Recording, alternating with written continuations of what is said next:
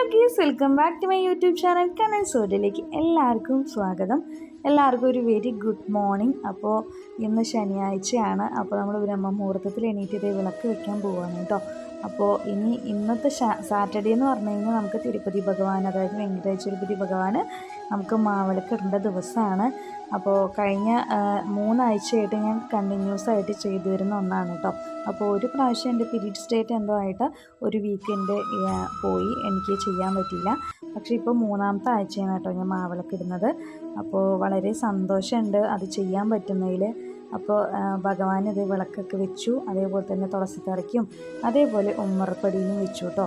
നമ്മൾ 7 മണീൻ്റെ ഉള്ളിൽ വേണം മാവിളക്ക് ഇടാൻ വേണ്ടിയിട്ട് കേട്ടോ. അപ്പോൾ ബ്രഹ്മമുഹൂർത്തത്തിൽ വയ്ക്കുകയാണെങ്കിൽ അങ്ങനെ ചെയ്യാം, ഇല്ലെങ്കിൽ 7 o'clockൻ്റെ ഉള്ളിൽ ചെയ്യണം കേട്ടോ. അപ്പോൾ നമ്മൾ രാവിലെ വിളക്കൊക്കെ വെച്ചതിന് ശേഷം കന്തഷഷ്ടി വായിച്ചു. അതേപോലെ തന്നെ ടി വി ഓൺ ചെയ്തപ്പോൾ കന്തഷഷ്ടി തന്നെയായിരുന്നു കേട്ടോ ഉണ്ടായിരുന്നത്. അപ്പോൾ ഞാൻ കുറച്ച് നേരം വായിച്ചതിന് ശേഷം പിന്നീട് വീണ്ടും കുറച്ച് നേരം ഇരുന്ന് കേട്ടു. അപ്പോൾ സ്കൂളൊന്നും ഇല്ലാത്തതും കൊണ്ട് സാവധാനം നമുക്ക് എന്താ പറയുക, പാട്ടൊക്കെ കുറച്ച് നേരം കേൾക്കാനുള്ള ടൈം കിട്ടും. അപ്പോൾ ഇന്ന് മാവിളക്ക് ഇടാൻ പോകാനായിട്ട്. അപ്പോൾ ഇന്ന് എൻ്റെ അടുത്ത് പഴമില്ല, അപ്പോൾ പഴം വേണമെങ്കിൽ ചേർത്താൽ മതിയെന്ന് എനിക്ക് കമൻറ്റിലൊക്കെ വന്നിട്ടുണ്ടായിരുന്നു. അപ്പോൾ ഇന്ന് പഴം ഇല്ലാത്തതും കൊണ്ട് ഞാൻ പാലും അതേപോലെ തന്നെ ശർക്കരയും നെയ്യും അരിപ്പൊടിയും ചുക്കും ഏലക്കയും പൊടിച്ച് വെച്ചിട്ടുണ്ടായിരുന്നു. അപ്പോൾ അതും കൂടി ചേർത്തിട്ടാണ് കേട്ടോ ഇന്ന് മാവിളക്ക് ഇടുന്നത്. അപ്പോൾ നമ്മൾ പശുവും പാല് ആണ് എടുത്തിരിക്കുന്നത്, പാക്കറ്റ് പാലൊന്നുമല്ല കേട്ടോ. അപ്പോൾ പാക്കറ്റ് പാൽ അതേ കിട്ടുള്ളൂ എന്ന് വെച്ച് കഴിഞ്ഞാൽ പാക്കറ്റ് പാൽ ഉപയോഗിക്കുന്നതും കൊണ്ട് കുഴപ്പമൊന്നുമില്ല. അപ്പോൾ നമ്മൾ ഇതുപോലെ വിളക്ക് ആഴ്ചയിൽ 7 വീക്സ് ഇതേപോലെ കണ്ടിന്യൂസ് ആയിട്ട് ചെയ്യുകയാണെങ്കിൽ നമുക്ക് ലൈഫിൽ കുറച്ച് ചേഞ്ചൊക്കെ കിട്ടും, ബെറ്റർ ആയിട്ടുണ്ടാവും. അതുപോലെ കടങ്ങളുള്ളവരൊക്കെ, കുടുംബത്തിൽ സമാധാനമില്ലാത്തവർ, സന്തോഷത്തിന് വേണ്ടിയിട്ട് അങ്ങനെ മാവിളക്ക് 7 ആഴ്ച നമുക്കിടാം കേട്ടോ. അപ്പോൾ ഇന്നും കുഴപ്പമില്ലാണ്ട് ഈസി ആയിട്ട് എനിക്ക് കിട്ടി കേട്ടോ. പെട്ടെന്ന് തന്നെ ഞാൻ മാവ് ഒന്ന് സെറ്റായിട്ട് വന്നു. അപ്പോൾ ഞാൻ 2 വിളക്കാണ് ഇടുന്നത്. നമ്മൾ 2 വിളക്ക് വേണം കേട്ടോ ഇടാൻ വേണ്ടിയിട്ട്. അപ്പോൾ മാവിളക്ക് 2 എണ്ണമാണ് ഇടുന്നത്. അപ്പോൾ ഞാനിത് എല്ലാം മിക്സ് ചെയ്തിട്ട് വിളക്കിൻ്റെ ഒരു ആകൃതിയിലൊക്കെ അങ്ങോട്ട് കൊണ്ടുവന്നിട്ടുണ്ട് കേട്ടോ.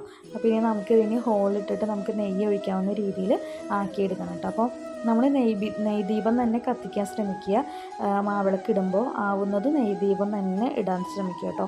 നമ്മൾ നല്ലെണ്ണ ഉപയോഗിച്ചിട്ടല്ല ചെയ്യേണ്ടത്, നെയ്വിളക്ക് തന്നെയാണ് കേട്ടോ ഭഗവാൻ ചെയ്യേണ്ടത്. അപ്പോൾ ഇങ്ങനെ ചെയ്യാൻ പറ്റുന്നത് തന്നെ ഞാൻ ഭാഗ്യമായിട്ട് കണക്കാക്കണം. അതേപോലെ തന്നെ ഇനി പുരട്ടസി മാസം വരികയാണ്. അതായത് നമ്മുടെ ഈ ഭാഗത്ത് കന്നിമാസം അത്ര വിശേഷം കൊടുക്കില്ലെങ്കിലും തമിഴ്നാട് ഭാഗം അതേപോലെ തന്നെ ആന്ധ്ര സൈഡൊക്കെ ഭയങ്കര വിശേഷമുള്ള മാസമാണ് ഈ കന്നിമാസം പറയുന്നത്. ആ ഭാഗത്ത് പറയുന്ന പേരാണ് പുരട്ടസി മാസം കേട്ടോ.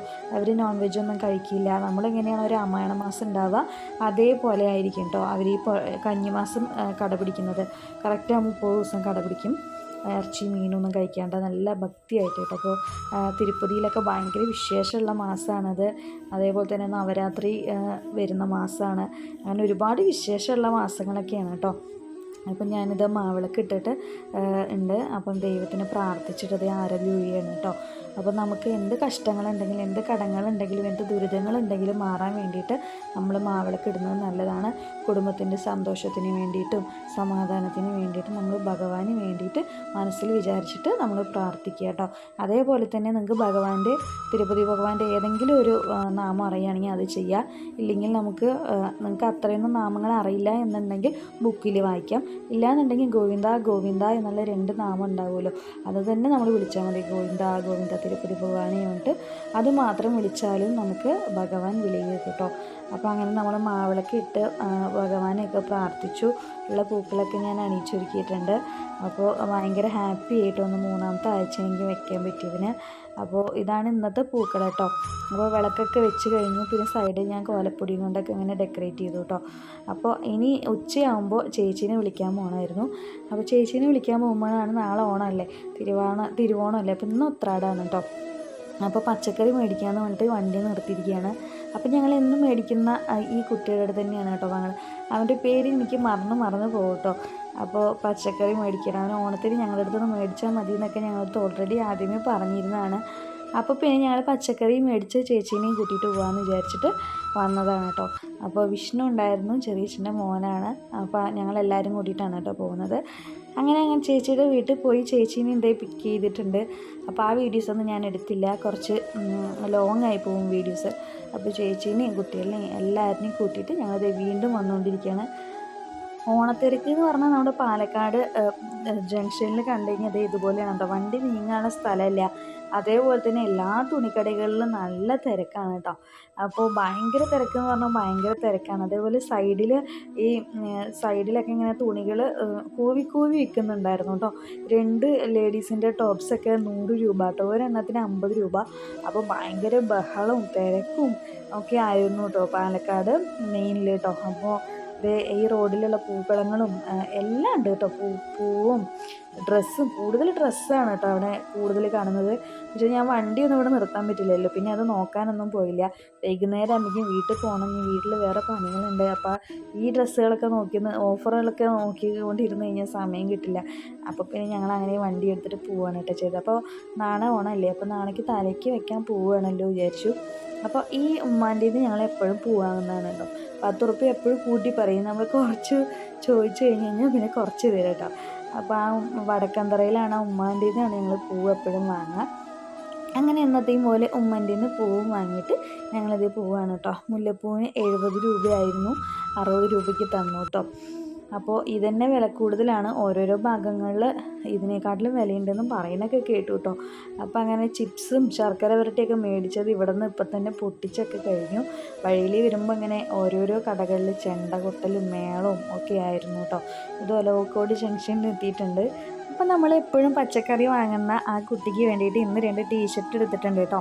ഓണമല്ലേ, അപ്പോൾ അവന് 2 ടീഷർട്ട് എടുത്ത് കൊടുക്കാമെന്ന് വിചാരിച്ചു. ഒരുപാട് ഉള്ളതൊന്നുമല്ല, എന്നാലും അത്യാവശ്യം നല്ല ടീഷർട്ടാണ് കേട്ടോ. അപ്പോൾ 2 ടീഷർട്ട് അവന് ഓണമായിട്ട് ഞങ്ങൾ എടുത്തു കൊടുത്തിട്ട് കൊടുക്കുകയാണ്.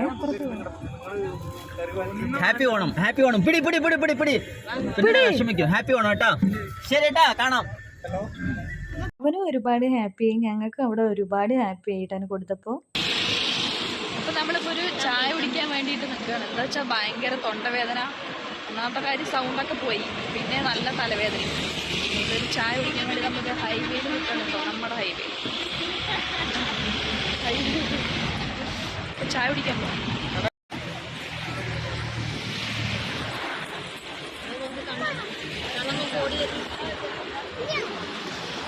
നമ്മളിപ്പോൾ ഉള്ളത് സീനായിൻ്റെ ഫ്രണ്ടിലുള്ള ഒരു ചായക്കടയിലാണേ. ഓണമായതുകൊണ്ട് ആ ഭാഗത്തുള്ള എല്ലാ ഷോപ്പും ക്ലോസ് ആയിരുന്നു കേട്ടോ. ഈ കട മാത്രമേ ഉണ്ടായിരുന്നുള്ളൂ കേട്ടോ. അപ്പോൾ വാഴയ്ക്ക ബജ്ജിയും പിന്നെ പബ്സും മുട്ട ബജ്ജി അങ്ങനെ കുറച്ച് ഐറ്റംസ് മാത്രമേ ഉണ്ടായിരുന്നുള്ളൂ. അപ്പോൾ ഞങ്ങളുള്ള സ്നാക്സും മേടിച്ചു, പിന്നെ ഒരു ചായയും മേടിച്ചു. അപ്പോൾ 2-3 പേര് മാത്രമേ ഞങ്ങൾ ചായ കുടിച്ചു, ബാക്കിയുള്ളവരൊക്കെ അവിൽ മിൽക്ക് വേണമെന്ന് പറഞ്ഞിട്ട് അവിൽ മിൽക്കും കഴിച്ചു കേട്ടോ. അപ്പോൾ ചൂടുള്ള ബജ്ജിയായിരുന്നു, മുളക് ബജ്ജി, അടിപൊളി ടേസ്റ്റ് ഉണ്ടായിരുന്നു കേട്ടോ.